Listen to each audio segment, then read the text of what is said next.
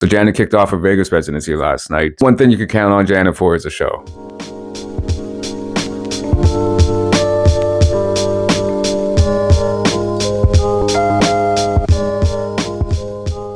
What, 50? I think she's 57, 58. She's just turned 58. I'm not too sure. I can't remember. But, you know, she's getting to her 60s, man. And she still puts on one hell of a fucking show. More so than a lot of these other, even new, younger people. No, she set such a standard in the industry. And we have a lot of great acts, artists, performers because of her and Michael. Let's get into the Vegas residency. She looks great. The outfits, the wardrobe changes are fucking amazing. She looks so small these days. And I remember when I saw Janet Jackson live, it was the Rock With You tour and onwards, and she was a little thickums in the Rock With You area. Number one, she slimmed down, and then she goes up and down with her weight. Anyways, but just to say that she looks great. Especially with her recent tours, you know, you've seen her covered up and shit like that. I'm glad she's starting to get comfortable again to where she shows some skin. We all love Janet. I don't know why, but we love Janet best when she's showing some skin.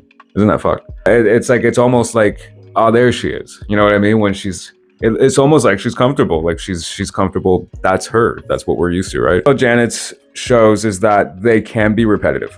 That's been my biggest complaint, but like I still don't give a shit. She still puts on, like, it's still a fucking solid show. She does tend to throw in other songs just to kind of give it a little bit of a switch, which is nice. She touches on those like B-sides or those rarities and those tracks that we all love, those album tracks. So that's when we get those moments. Speaking of, she performed Broken Hearts Heal finally. I think that was the first time she performed Better Days. I don't think she's ever performed Better Days, if I'm not mistaken. So this is the first time that song, that's one of my favorite songs off of the For You album. And what a nice closing it was, and especially for the show, for the album, and for the show. And then she performed I Want You. I think this is the first time she performed I Want You since 20 years ago, 2004, when she was promoting the Damita Joe album. Yeah. Then there's the choreography. I've never been bothered by Janet's choreography. If anything, I always look forward to when she announces a tour so I can see the new routines and all that shit and learn them. Ever since I was like 11 years old, I've been just studying her dance routines, and just it made me want to dance.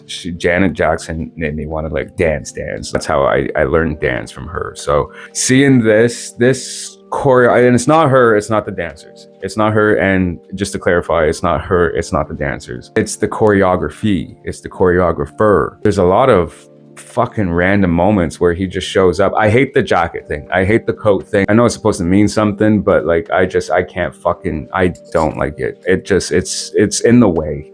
I just feel it's in the way. He's in there randomly a lot of the times. Like that was my complaint last time. That drives me fucking nuts. It's just such messy choreography. There's a lot of walking, there's a lot of strutting, and I think it's so that she doesn't dance so much.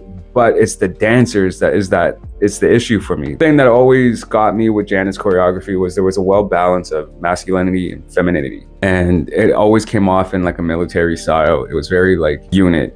It's not there, it's not present. This is just, it's given gay. It's given really gay. That's all it is. And yes, Janet's a gay icon. Yes, she has a huge gay following, but she's never been like gay. Does that make sense? She's always had her own presence in her style, in her dance routines. And I don't know, it's coming off as like, it's not like her.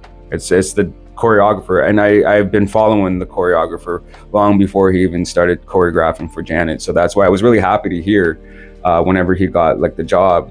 It's like, oh, that's deserving. I can tell he's a fan and shit. But now that it's happened, I'm kind of let down. I'm like disappointed by what we got. Like I don't know. It's just, it really brought the show to like a whole different level of energy. And I'm just, it's not her. It's not the dancers. It's literally him. There was one part, I think it was like Pleasure Principle, where there's a female there too. That it's just, who the fuck are these people? They're not even in the show. It's kind of like, where did they come from? The choreographer himself, he stands out a lot every time he's on stage with the rest of the dancers, and with Janet, he stands out a lot, way too much if you ask me.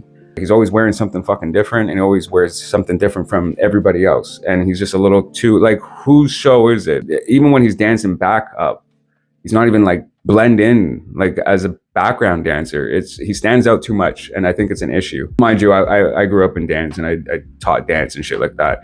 Thanks, Janet. That's why these little things is just kind of like they bother me. I'm nitpicky about stuff like this, but other than that, a fantastic show as always from Janet Jackson. Still am waiting for this fucking album. Whenever it's supposed to come out. She recently spoke on the shelved album, Black Diamond. I can't believe we even said a shelved album from Janet Jackson. I don't know if we'll ever get another one. Music is in a weird place, and I don't even think it's necessary for her. I hope what she does, actually, if anything, she makes a tour based off of like the unreleased music, because that could be an interesting tour itself. B-sides and the unreleased music, like for hardcore fans and shit. So I think at this point, why not? Anyways, guys, you know the deal. Like, comment, subscribe. Until next time.